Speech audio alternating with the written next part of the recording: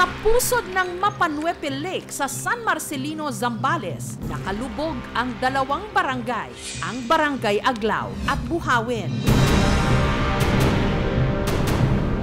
Lumubog daw ang mga ito matapos pumutok ang bulkang Pinatubo taong 1991. Hindi namin akalain na sa ilang iglap lang sa pagputok ng bulkan Pinatubo, ganun na mangyayari sa amin.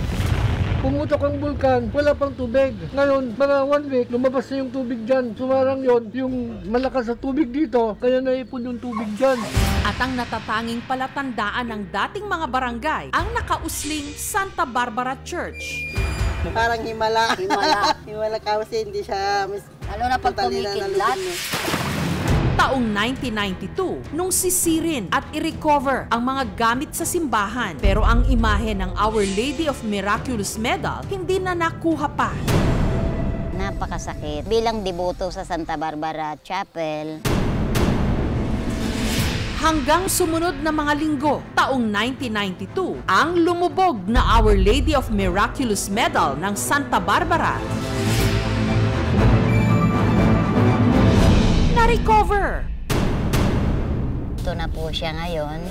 Ang imahen may sariling altar na ngayon sa labas ng bagong Santa Barbara Church. Hindi pa rin kami totaling nawalan ng pag-asa. Nakasurvive pa rin po kami.